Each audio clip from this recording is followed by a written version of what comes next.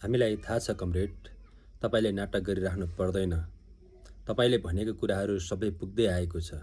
आजभन्दा 2 वर्ष अगाडि महाधिवेशनमा पार्टीको नाम चेन्ज गर्नुपर्छ, पार्टीको नाम समाजवादी राख्नुपर्छ र चाहिँ चुनाव चिन्ह पनि चेन्ज गर्नुपर्छ भनेर तपाईँले नै अध्यक्ष कमरेड प्रचण्डलाई चाहिँ नि कन्भिन्स गर्नुभएको होइन। अहिले तपाईँ धेरै टाढा भागेर जानु पाउनुहुन्न कमरेड।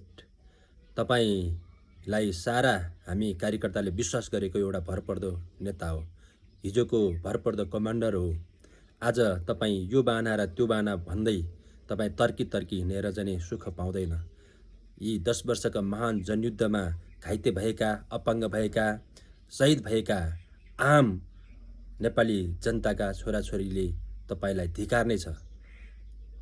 ती सपनाहरूको अवमूल्यन गर्नुभयो भनेदेखि तपाईँ नेता होइन, तपाईँलाई एउटा कुना कन्दारामा पुर्याएर यही कार्यकर्ताहरूले खाँच्ने छन्। तपाईँले हिजो गर्दा सबै ठिक, आज चाहिँ नि गर्न नपाउँदा सबै बेठिक भन्ने हुन्छ। हिजो केपी र प्रचण्डको लेभलमै बसेर विष्णु पौडेलसँग साइन गर्दाखेरि बिर्सिनुभयो। हिजो एमालेलाई पार्टी लगेर बुझाउँदाखेरि बिर्सिनुभयो। हिजो एमालेकै चाहिँ नि चुनाव चिन्ह सूर्यलाई चाहिँ नि स्वीकार्नुभयो।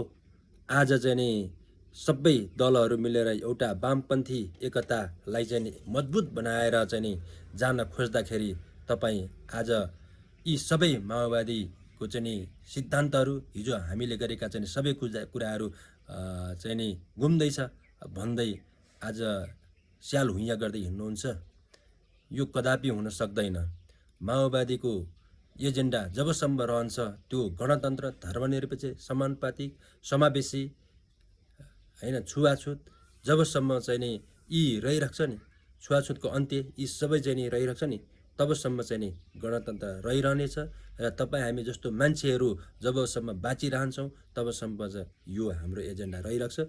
त्यही भएर तपाईँ नआत्तिनुस् कमरेड, तपाईँ नआत्तिनुस्, आउनुहोस् 19 गतेको चाहिँ नि यो आम एकताको चाहिँ कार्यक्रममा चाहिँ नि हातेमालो गर्नुहोस् र चाहिँ नि पार्टीलाई चाहिँ एउटा ढङ्गले अगाडि बढाउनुहोस्। यति भन्न चाहन्छु कमरेड। यी मैले सामान्य एउटा कार्यकर्ताले तपाईँ जस्तो गौरवशाली पार्टीको चाहिँ नि उपमहासचिव भइसक्नु भएको कमरेडलाई मैले धेरै भनिरहनु त पर्दैन थियो, तैपनि मैले यी कुराहरू भने र चाहिँ नि आम जनताले चाहिँ नि बुझ्नेछन्। धन्यवाद।